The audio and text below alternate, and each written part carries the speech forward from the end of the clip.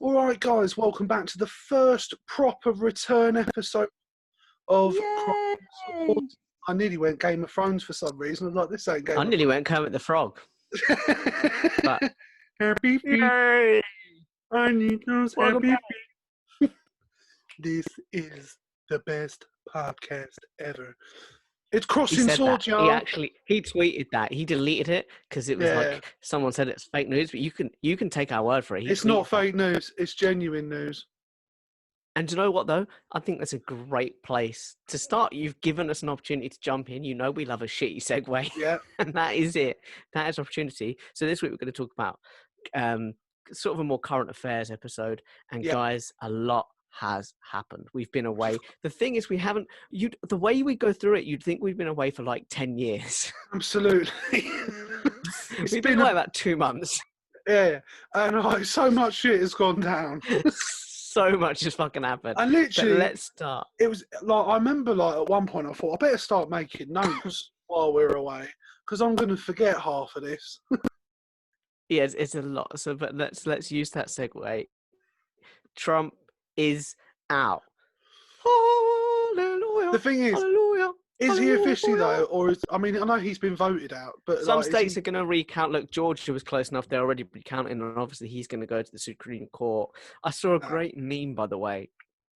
Do you know the Simpsons short episode where Super Nintendo, I keep calling him Super Nintendo Chalmers, thanks to Ralph Wiggum, but Superintendent Chalmers goes around to Skinner's house for dinner, and he sets fire to his kitchen, and he's like, "What's in there?" And he's like, "The Aurora Borealis." He's like, "The Aurora Borealis at this time of year in this part of the world, localized entirely within your kitchen."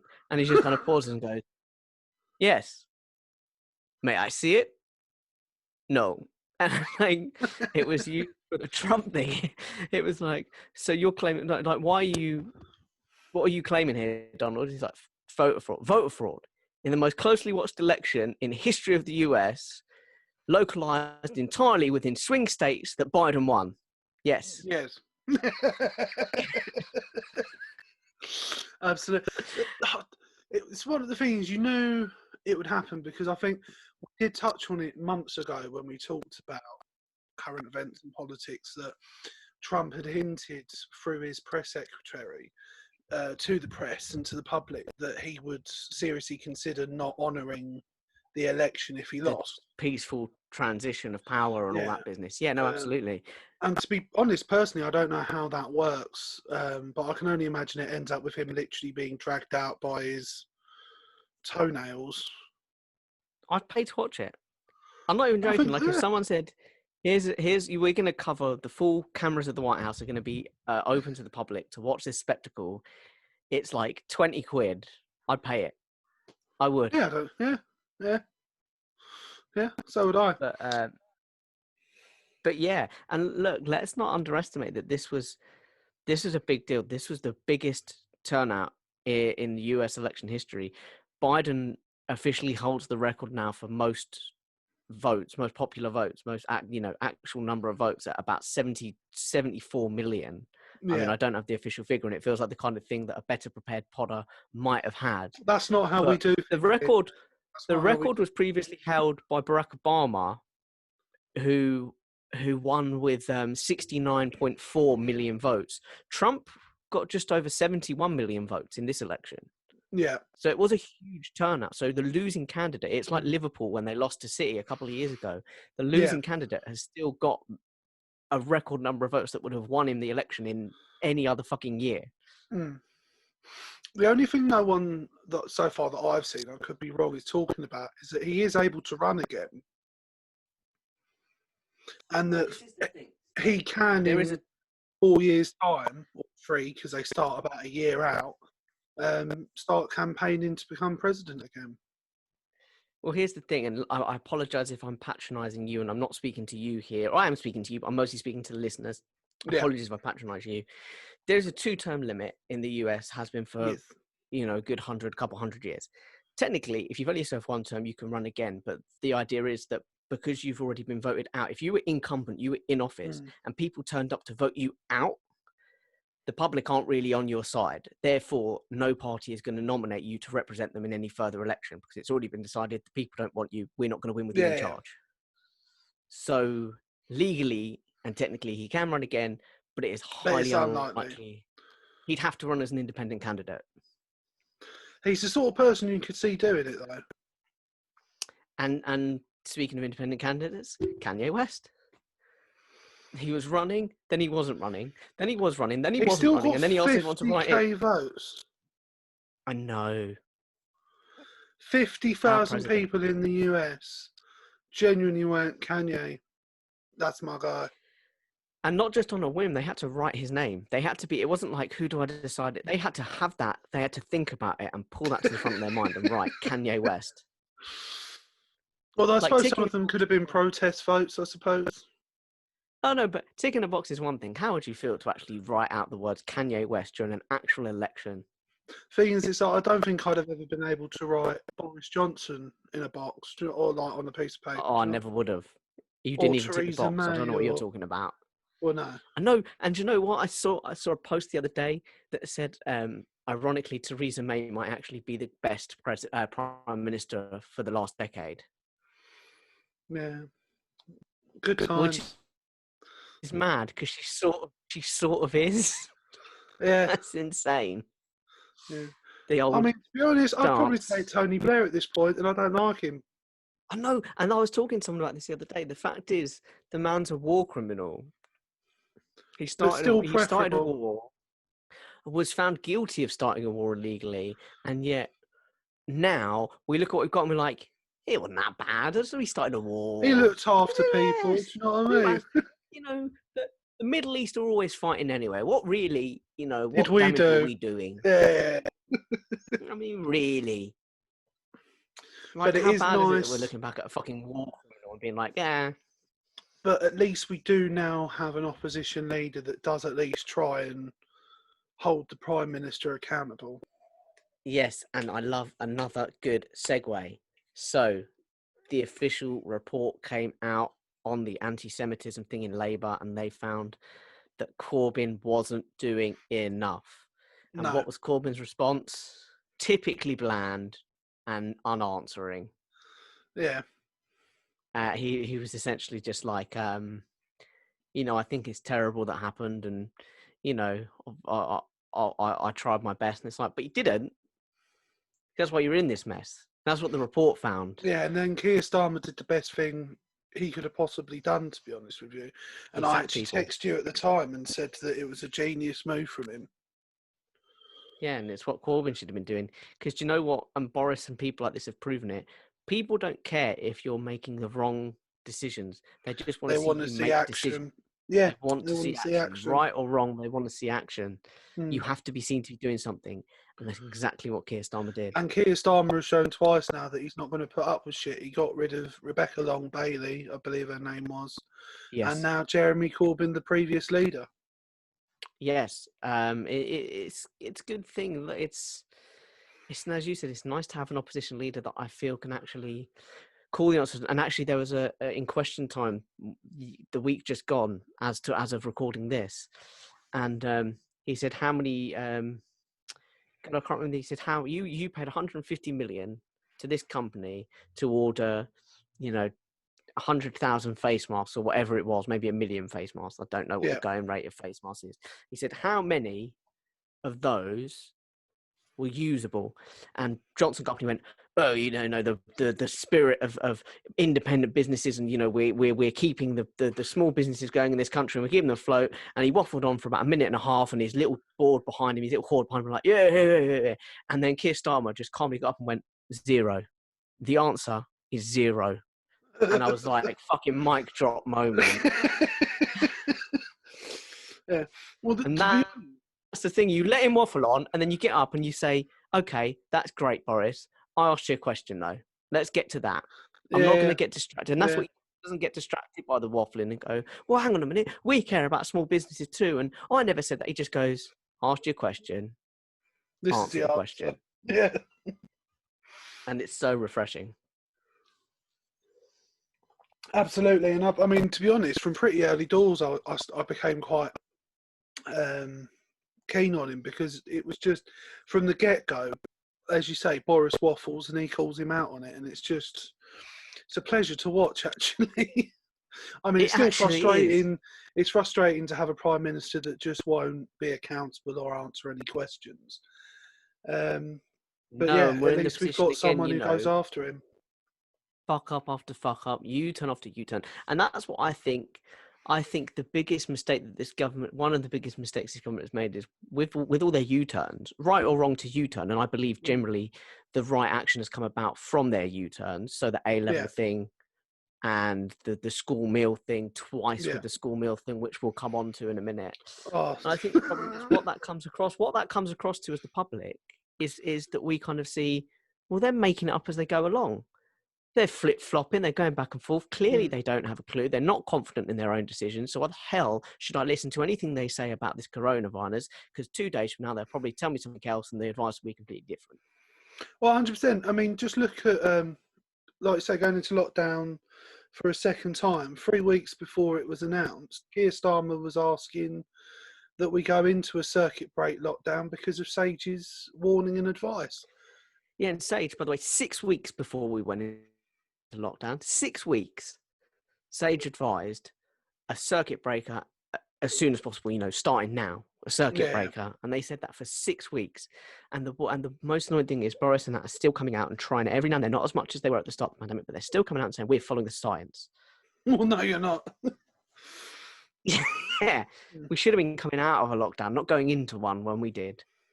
I mean, in the fairness of balance, and I mean, I don't necessarily believe in this side of things, but it is a really difficult balance to find because, as we know, financially, the country has taken a massive hit, and so have the Yeah. general public.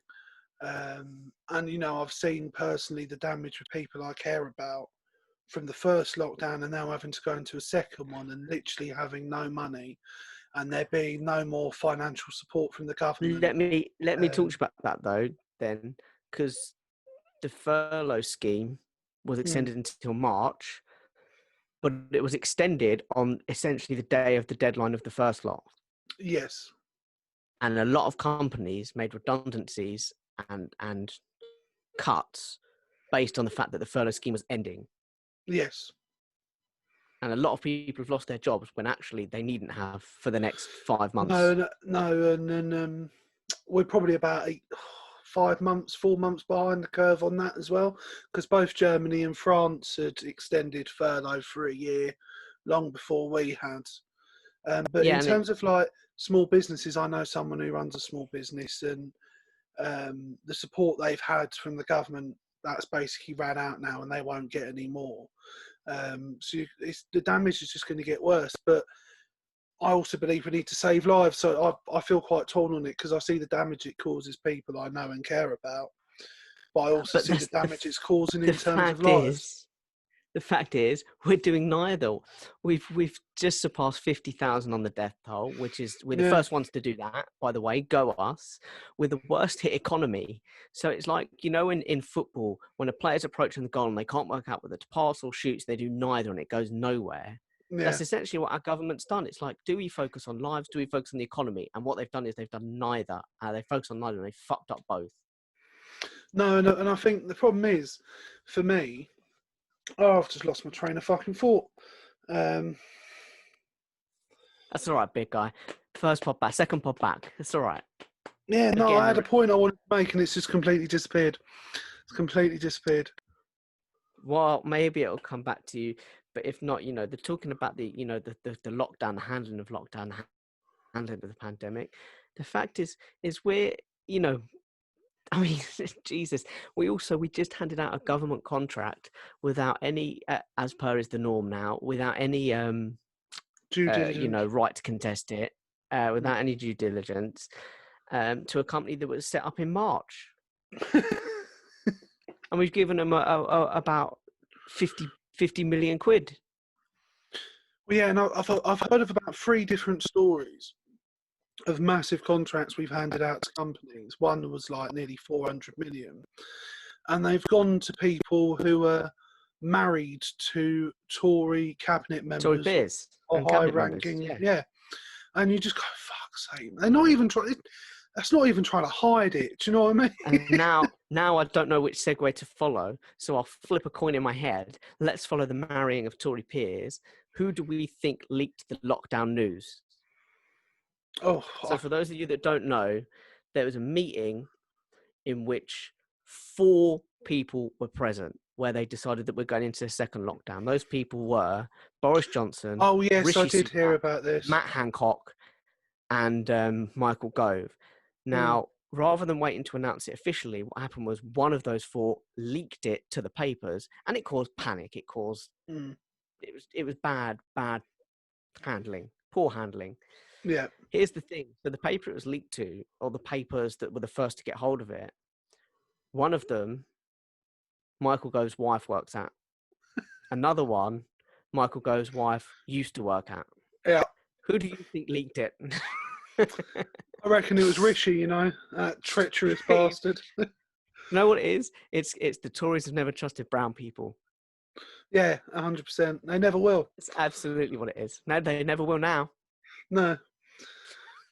The thing is, you could, like, if you wanted to be nice to Michael Gove, you could say it could be someone setting him up and choosing all the papers his wife's worked for to make it look obvious. It'd be easy to set him up. But the fact is, you know, these guys don't have to worry about playing coy, or they can slap us in the face with their dicks and we're just like, yeah, okay. We have to take it. No one's going to resign, are they? No. But let's go back a little bit on the money thing. Brexit, we're now at the point of Brexit is on the border of it's just about to cost more than we've ever spent on the EU. Nice. Like, it's genuine. We're not there yet at the moment. Since Taking we've back been control. a member of the European Union, we've Sovereignty. given them more money than we spent on Brexit. But it's Controlling fucking our close. borders, And in a couple of months, yeah, well, that's it. We're controlling our borders, which is no more foreigners. You know, not like we could do that all along anyway. Who would have thought it? That's irrelevant, mate. Yeah, that's all irrelevant. The really sad thing is, I've sort of given up caring about Brexit now, and I know it probably sounds weird for someone as preachy as me, but because I've heard from so many different people that I know now that basically don't want to hear about it. They're not interested in talking about it. They know, I think, if they're honest, that it's going to be shit. But they also know there's nothing they can do to change it now, nor would they probably, because it would have to be admitting they were wrong to vote for it in the first place. So, yeah, I mean, nothing I hear about it surprises me anymore. I know we're pretty much headed towards no deal now. The government will have to do what they swore they would never do, which is put a border between the Irish nations. And you know what I love is that Trump had a phone call with Biden just after he won the election. Not Trump, Boris had a phone call with Biden, and Biden said, "Look, I understand Brexit is happening. You know, we're not happy about it. We want the world to be coming together and all that." He said, "But I really want you guys to promise me that you're not going to affect the Good Friday Agreement." And Boris was like, "No, that's absolutely not going to happen." And it was like, "Start what you mean to go on, Boris. Lying through your teeth and things you know you're going to break." Well, do you reckon he did absolutely say no, though? Or do you reckon he said, no, well, you know, unity people, small businesses, hands, face, the Irishes and the small, you know, and very good friends. The Irish, some of my best friends. Irish some of my best servants are Irish. And, like... We love the Irish. And it's... Someone tried to sum Boris up in Shakespearean terms, and one of the things that really caught my eye, one of the terms that they used to describe him in this Shakespearean manner was an hourly promise breaker. And that's very apt. Yeah, that describes him perfectly. Absolutely. We're not going to dwell on that. We all know how we feel about Boris. Let's jump from the money thing then quickly. Topical news that's broken the last week or so. You actually live there at the moment. Oh, yes. Yeah. Croydon's broke. Yeah, Croydon's bankrupt. Croydon's bankrupt. What do we think? Yeah, there's not a lot of information. Inevitable. On it at the moment. Probably. My sort of feeling on it, and this is based on no real concrete evidence, is the Croydon best kind of feeling there is a shithole. To be honest, it's not a particularly nice place. I mean, personally, I've had not many issues here, although around the corner from where I live, there was a drive-by about a month or so ago. And then an alley down the side of my house, there was a machete fight between two gangs. Um, but Sounds like there's a bit more than no concrete evidence. I've personally not had any issues. I think for me, from what I've read, the council were determined to try and not quite gentrify the area, but improve its reputation. They did that through basically spending money they didn't have, and they have more debt than any other council in the country. I believe 1.5 billion, if reports to be I believe believed. that's correct. And they've got shortfall this year of 60 million. And I think they were running a very dangerous close line, and I think COVID's come along and fucked them. Pushed them over the line. Yeah. Yeah, no, unless you've got anything else to say. There's a lot to cram in, so I'm happy to keep ploughing on. That's what she said.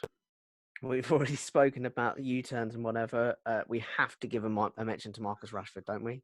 Oh, that guy's a fucking hero, man. I don't know how he hasn't. Do you reckon he'll be knighted, or do you reckon if a Tory... I mean, I don't care if he's knighted or not. I'm knighting him now on behalf of the people. Yeah, Sir Marcus. I'm only going to refer to him as Sir Marcus Rashford from now on. Yeah, that's fair. Do you reckon it'll be the first thing a Labour government does if they get in power? I'll knight him 100%. I would. The thing is, I would. How embarrassing for a government to have a fucking footballer showing them up more so compassion. badly. But what I don't get, if it was regular times and it was a case of parents were being negligent and weren't looking after their kids properly, I'd sort of understand the government's hesitance to feed kids, but at the same time, my answer would just be, well, there's kids starving, to feed them. Yeah, and that's the argument that it comes down to. We've gone, well, it's not our fault the parents are mishandling the kids. It's like, yeah, but so you're going to punish the kids for something their parents are doing. It doesn't matter what the parents are doing. These kids are going hungry. But that's also assuming that all these parents are neglecting their children, which I don't think is the case. No, anyway. and that only covers those anyway. Exactly. But there's still and even I was shocked to hear 29% of children in Sutton, where I grew up, are below the poverty line and are on free school meals. Yeah. And I was then really disappointed to hear that our local MP voted against. Well, he didn't vote against. He chose not to vote, I believe. Interesting. He abstained, which basically tells me... Which means the party was saying you need to vote against, and he couldn't bring himself to do it. No. But for me, it's just as bad. Yeah, you got to stand up for what you believe in. I mean, I sort of believing in things when he got first made MP in our local area. When I heard someone so young was going to be a Tory MP, the first thing I thought, well, he's just going to be a puppet, really. He's not going to have any capital or power to do anything, and that's showed in the first thing that's come up. As far as and this is the thing. So there's lots of issues in politics which can be quite divisive. That you can have, you can really believe in it, but at the same time, be a lot of people that don't. Hungry kids is not one of those things. It really shouldn't be a divisive issue. No. And as far as the people are concerned, generally speaking, it's not. On the whole, most people want to feed feed the fucking children. Do you know what I mean? It's not that big. It's not that hard. No. But it's taken a football, and kudos to the Everton fans as well. Just before the government, yes, I did see that. They put a message up on the board at the start that said, "Thank you, Marcus Rashford, for keeping our kids fed and fighting for our children." And it's that's big from the Everton fans. Huge respect. And it's as you said, how can you be letting a footballer show you up for compassion? The footballers that are famously all about money and flash cars and and you're letting them show you up. Now, listen, let's quickly move through them. So let's stick with this government. Let's stick with the lockdown. In fact, did you see the events that happened at the University of Manchester? I did not. So what happened was, you probably have in some capacity. So what happened was, the university decided that to try and stop people getting in and out, control the number of people going in and out, they put fences up around one dorm. They didn't tell the people living in the dorms that the fences were going up. So what happened was, they all woke up and there were people putting fences up around their building. Naturally, they rebelled. They went out and they tore the fences down. And one of the people, there was a clip of one woman, young woman student who was, had the megaphone, and she was saying, guys, please, we're all in this together, but please remember, keep your distance, keep your masks on. And I thought that was very good. That was very responsible of her. Yeah, absolutely. It doesn't shock But me. how would Someone you what do you make of that? I mean, I hadn't actually heard of that, but It's it good, doesn't. right? It doesn't shock me that there'd be such a lack of organisation that they decided, let's just not tell them.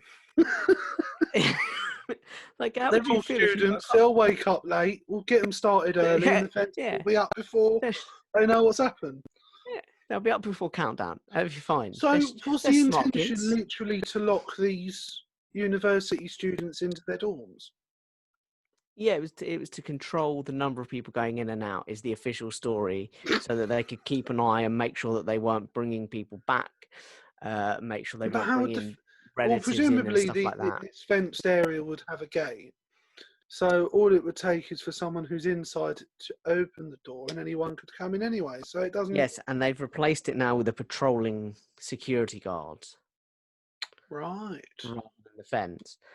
Presumably this dorm was an at-risk dorm, or it had. Well, I was going to say, it know. seems like an extreme step to take for just one dorm. But I love that they took such a big step and didn't tell them. The one group of people that you should really tell. I can picture like a feral reaction, like they all run out into the hallway, like, no, fucking look at this in, everyone just rushing outside and just like biting ears off, and yeah, and it's like, it would be like me turning up at your house with a bulldozer one day. I mean, I didn't want to tell you we're doing this. Yeah, we're knocking it down. At the time I found out was when my front door was knocked down. Do you know what I mean? Yeah, no, we approved it months ago, man. Oh, did we not tell you? Oh, yeah. I thought you signed the form. It's pretty bad. It's pretty bad. Oh, that's another department's responsibility. We don't deal with communication. And I wonder how much of that happened. I wonder how much of that went on when they were like passing the buck. Yeah, absolutely. I don't know. Anyway, yeah, that happened. I just thought to know. Last couple of bits from our particular government. Jake Berry this week, a Tory MP, right, who was videoed talking about trying to save football clubs, a noble and admirable effort, and getting fans back in grounds. However, the way he went about it was by saying that for Southerners, people in the South, and he said this with quite a middle-class accent, there was no northerness about it. For people in the South, it's quite right, things like the opera and the ballet are part of our culture. But for people in the North, it's their football clubs. And this is the best thing. He then listed some football clubs, but he was clearly looking at a notepad to get them. And he had to turn the page. He's like, it's Bury, it's Preston, it's Bury's good. And it was like, oh, yeah, because we just love our ballet and our opera down here. You know what? Mate, I've watched nothing else. I don't even like football. I only watch football when there's no ballet on. No, absolutely. I've got every box office ballet event. I'm on it. Do you know what I mean? It's like, what should we watch? Should we watch the boxing? I actually don't mind the a bit of opera. Oh, opera. I like a bit of casual opera. I don't want to go see like a proper 6-hour. Well, it led to two great tweets. I thought one of them a theatre piece named Helena of Troy Deeney, which I thought was quite good, and Phil Barber of Seville, which I thought was another good one. Yeah. But yeah, like, how out of touch is that? Oh yeah. as if they're not picking on the North enough. They're now telling them you're working class scum. Well, that's it. Get culture down here. You don't. Yeah, it's about what you'd expect from a Tory, though, isn't it? Yeah. In all honesty, and it's sad and funny at the same time. But yeah, no, fuck him. Good though. It's another one where, also, can we just mention, by the way, because I was just going to say, you couldn't write it. If you wrote it, you'd be like, that's not believable, is it? No one would actually say that, would they? Speaking of which, we have to go back briefly to the US elections. Donald Trump's post-election speech held at the Four Seasons parking lot. How good was that? Did you see that? I've not watched any of it. No, forget. Just look at a picture. It's well worth it. What happened is the presumption is that they booked the Four Seasons, and what they actually got was the Four Seasons garden centre parking garage between like a dildo store and a fucking, wine store or something, or whatever it actually was. It's well worth looking up. If you haven't looked it up, by the way, people, Google the picture. It's brilliant. It's his podium with all his big Donald Trump board behind in this just rundown little desolate place. Uh, General assumption being that, someone in his team went to book the Four Seasons and fucked up royally, the Four Seasons Hotel. But it's brilliant, and it's a great story. Oh yeah, I'm looking at it now. And it's well worth checking out, right? Why would you show up there though? Like, who was in charge of that? Like, all right, you've made the mistake, but you don't take the current president that's just been voted out to that. That's just sad. It's well worth looking up. But it's indicative of his administration, isn't it? But then I felt like he started off with, although his administration were people like him, they were fairly intelligent people, but anytime they disagreed with him because they were frankly more intelligent than him, they were outed. They were out. So he's ended up with probably not the second choice or the third or the fourth or the fifth. He's ended up with like the interns that were just sort of roped in at the beginning. Do you know what I mean? Like, yeah, no, it's a great mistake, and the fact that they turned up and they had the boards and the thing, it's just why brilliant. would you? That's the bit I don't get. So, all right, you fucked up, you booked the wrong place. Why did you still go? Also, it was in. I think it was in Pennsylvania, right? Because that's where it's doing his thing. This will do. Like, the thing is, like, he owns a hotel series. He owns a chain of hotels. Why would you not fly back or drive back to one of his hotels? I just picture him turning up going, "This is perfect. This will do." It's great. Now we bring ourselves back to ours, and I've got some. So one of the Boris's aides, Lee Kane, stepped down because he claimed infighting was happening in the Tory cabinet. Yeah. And he said he couldn't deal with it, so he stepped down. And the other news that's broken today, as of recording, and I want to share this with you, is Dominic Cummings is set to resign at the end of the year. Well, didn't we know that anyway? He said he was going to resign within a certain amount of time. Resign at the end of, but he's come out and said this end of 2020, that's his time. Do you reckon it's death threats? I mean, I don't know, but what's Boris going to do? Where's he going to get his little three-part slogans? The thing is, the longer this goes on, the more I'm starting to think, actually, is Boris more stupid than I think he is? Because up until this point, I've always seen him as not quite a maniacal genius, but someone who's more intelligent than he lets on. There's something Machiavellian about him. There must be some plan going on. But the more you hear, about things like him fighting, that there's Tory backbenchers trying to get him out, and that he was convinced to do lockdown by, I believe they said it was Rishi and Michael Gove, convinced him to go into lockdown. And you're thinking, so what? Maybe he isn't intelligent. Maybe he is just stupid. I don't know where I land on it at the moment, because I don't see any benefit to how he's behaved since coronavirus has happened. Yeah, it's really shown up his incompetence. Yeah, big time. Because at first I thought a lot of it was an act, and perhaps some of it still is. But maybe he's just incredibly indecisive and. Well, what about do you remember the news back early in the first lockdown, and someone like a biographer or a close friend or something said that his management style was to not get involved until things got really bad? Well, yeah, I get the feeling that he would actively avoid all Cobra meetings until shit really hit the fan, and then he'd start turning up. And it's the same now. We're in a global pandemic. He's still missing meetings. He's still missing Cobra meetings. Yeah, if it's a global pandemic, and he's admitted it's a global pandemic, you'd be turning up to every fucking one, wouldn't you? I'd want to know what's going on. Yeah, it's changing every day, every week. Well, yeah, it must just be the case then throughout his entire political career, he's allowed other people to do the work for him and only got involved when he has to. And then I think because he's not been involved for the whole process, when the decision making comes and it's him who has to make the decision, he's not informed enough. He's not been No, he's along the not. rock. I don't think he is. And I also don't think he has the competence. I'm starting to believe he doesn't have the competence to deal with it properly. No, I don't think he does. I really don't think he does. I think he Whereas relies perhaps when he entirely on first other became people. Prime Minister, I would have probably said he did, but I'm starting to Because the thing genuinely about him doubt relying on other people as well is that when it goes wrong, he can blame other people. because I don't know what you think. I actually think a pandemic like this lends itself to you being able to be more honest. I'd like to think if we had a prime minister that perhaps was honest about, like, look, we've made mistakes, we probably will continue to make mistakes, but we are going to do the best we can We're throughout learning from those and mistakes be and then show evidence transparent. of you learning. Yeah, and be transparent about all of it, but we promise you we will do our Because best. I think that that's sort the of other prime thing. minister would get a lot more support It because it's set the thing. itself up.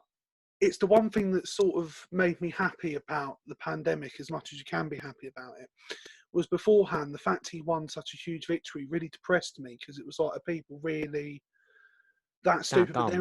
But there is a line they aren't willing to go past. Clearly, that it gets to a point where they've gone, no, we can't, because his approval ratings are rock bottom at the moment. So that does sort of make me feel a bit better. Yeah, we had like almost like an anti-US election because his approval ratings weren't great going into the election, to be fair, but Corbyn's were just that much lower. It was like, man, people I really think don't want literally, Corbyn. if you'd had And anyone I else in didn't. charge of I the didn't. Labour Party Yeah, they'd during have that stormed election, it. They'd have walked yeah, it. Yeah, even one of the Milibands would have walked it. yeah. No, it's true. And yeah, I think the thing is, like you said, it sets itself up to be able to say, look, because we're going into the second lockdown and the second wave, winter's coming, not to go back to the Game of Thrones quote, but winter's coming and the second wave's coming. And basically we've done this all before to a certain extent. There's a lot Yeah. of variables we haven't dealt with, but there's a lot that we have. Now, it sets itself up to say, look, guys, we got some stuff wrong going into the first one. We locked down, you could come out and you say, we locked down too late. We came out too early. And when we came out, we didn't ease ourselves out. We came out too full and it allowed the virus to spread again. But we're going to learn from that. And going into this second wave, we're going to lock down earlier. When we come out of lockdown, we'll come out of lockdown as early as we can, but we won't rush out of it. Things will go back steadily and we'll try and reduce the rate and we will learn. And it opens itself up for you to do that. But this government aren't going to do that. No, but to be honest with you, because I'm still out most days because I work, I wouldn't personally say we're in a lockdown. No, because I absolutely wouldn't. I've gone around for a walk around the park maybe 3 times, 4 times since we like started into normal. lockdown. Driving through town to get to the park and being in the park, it's absolutely as normal. And you think, but half the shops are shut. Where are you people going? What are you doing standing around in a high street? Shut are the things that didn't reopen from the last one. So theatres, stuff like that. And they've closed pubs. No, and non-essential shops though. So clothes shops, charity shops, those kind of places, card shops. But everyone's constantly out. But I think the thing is, now kids are still at school while this is going on. Parents are still out throughout the day getting food, getting shopping, and basically living life as normal, but just not working. And socialising in the street. That's all that's happened is people have been told to go home from work, and then people are like, well, I'm off work. I might as well make the most of it and go out and about. And it's like, fucking lockdown. You've got to be joking. And do you know what? I don't blame them. Would you follow the government's advice? Do you genuinely believe that the government's advice is the best thing to do? No. You're basing any of your lockdown habits on things that you read and on what you think is best. Because that's what I'm doing. Yeah. I don't give a flying fuck what the government say because I don't believe them. I don't trust them. No, and that's a sad state of affairs because that should be who we're listening to in this situation. But it's hard not to look at other countries and think, "Fuck, I wish I lived there." Like, for example, wouldn't it be nice to live in New Zealand or Oh Australia man, big time, or big time. somewhere like that? Even Canada would be nice. Um, it's hard not to feel jealous when you're looking elsewhere at the moment. Not France. No, France isn't doing well. I feel like they're really pissing off the Islamic fundamentalists. Yeah. To be honest, in terms of getting involved with theology and debating religion, I mean, I didn't know until the last time someone got assassinated that it was illegal to show an image of the Prophet Muhammad. Well, not illegal, but forbidden. Yeah, But and that's yeah, where you draw the line between free speech and respect. That's a yeah, different conversation, though. By the way, yeah. I that's thought what I that's a said was very the deep biggest. thing to get into. I mean, even though people have been showing images of Muhammad, I certainly don't think that entitles extremists to go and kill No, them. of But course not. then, Look, we all get I mean, offended, but you don't my, react like that. no, I think for me personally, those sort of people aren't religious people. Um, they're violent people that would have Who used have another attached reason themselves to to go out. religion? Yeah. And it's the same as a football hooligan. Those people aren't football fans. They're there to have a fight. That's it. No, I don't miss them. I'll tell you that much. No, yeah. Although I do miss what football was like before fans weren't in the stadium because it's just gone to shit since, I think. But that's Yeah, another there's conversation. no atmosphere. It's hard to watch. Well, no, but the In which case, quality's dropped massively as well. But yeah, it's a conversation for another well, time. you know what? Especially for the last 10 minutes, because that's when your fans get behind you. That's when you get that second wind and you go for it. But I've only got really one more thing that's happened that I think is worth discussing in an episode like this, Yep. rather than on its own. The Extinction Rebellion banner on the cenotaph on Remembrance Day. I didn't think it was particularly disrespectful.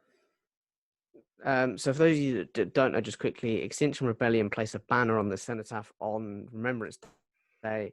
The banner said, the banner was placed on the railings outside the cenotaph, and it read, "Honor their sacrifice. Climate change means war." And there was a wreath of poppies that was placed on the actual memorial itself that said, "Act now."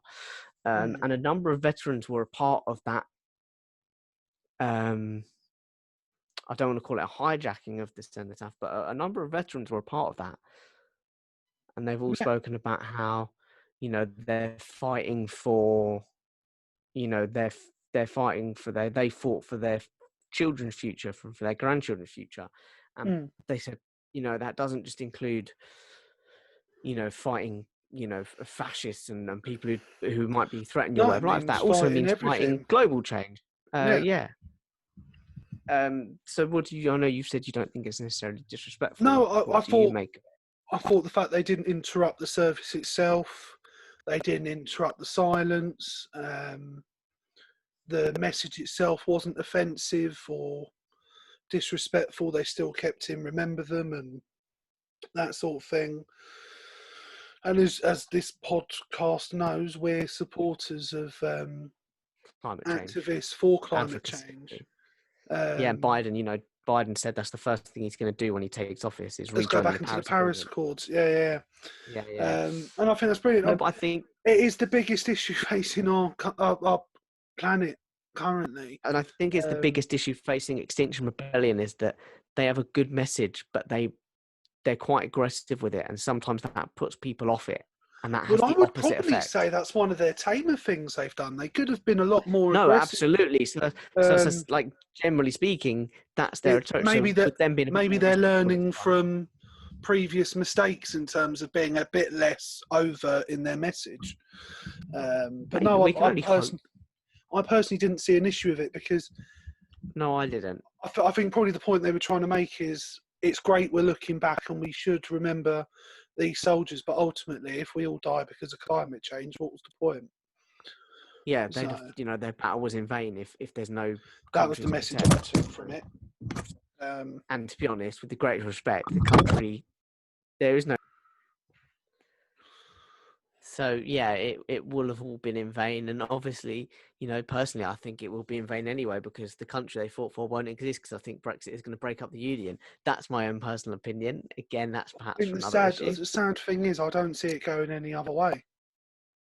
No, it'll be us and Wales that are left. Well, yeah, because Wales can't really go it on their own, bless them. What are they going to do? What are they going to do? Can I just say though, love Wales. I don't forget that when I went there, the middle-aged Welsh women were all over me. Yeah, but you were also I don't dressed as a forget that, and woman, I so don't take that lightly. I don't know whether Listen, it was you or the listen. costume or both. We're not here. We're not here to kink shame. If that's what the Welsh women are into at a certain age, that's what Mate, they're I'm into. not kink shaming. You know I don't kink But shame. listen, it got me a long way. All right, so I'm all for it. I think it's a great I thing will that they're never into get the it. image out of my head of a middle-aged woman manhandling you on a dance floor. Just It was quite aggressive. It was throwing quite you around aggressive. pretty much. She did. She threw me on the floor. She picked me up and then she threw me on the floor. And then she rubbed her hand all over my chest and said some very inappropriate things. But Absolutely. I think that's me getting manhandled is as good a place as any to finish, right? Absolutely. I think there's no better way. Are you just saying absolutely? Is your sound cut out and you're just saying absolutely? No, I can absolutely hear You you. said that in a way. You said that in a way though that was like, when someone just says, "Yeah, no, yeah, I get it." No, That's like. I can hear you. Do you have a go-to, by the way? If you're not really paying attention to someone, do you have a go-to I normally phrase that say gets you through it? fair play or fair enough, something like that. Yeah, I always say, yeah, no, I get that. Like, Yeah. yeah. Yeah, it's all good. It's your way of saying, that's your opinion, man, and you're entitled to it. I'm not going to argue it. Mostly because I Yeah. don't know what we're arguing. No, but good to hear that you have one. And maybe you can, at home, can write in and tell us what yours is. Yes, please do. Let's find out. Anyway, guys, look, that's our views on current affairs.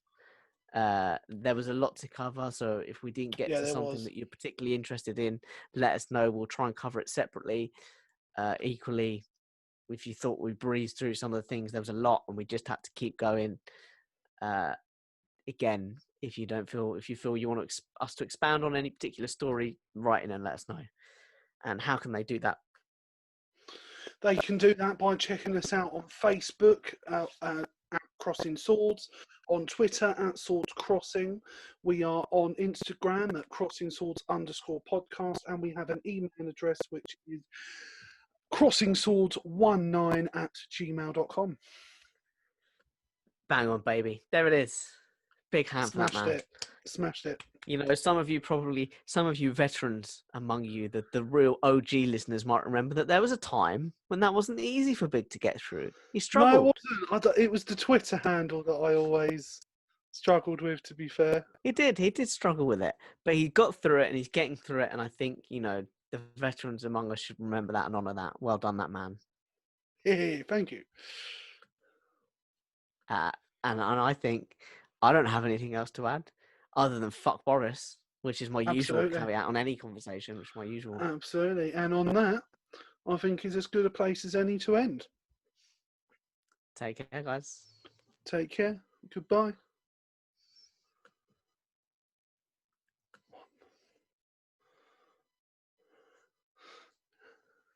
I don't know what's happening. I've got to stop it.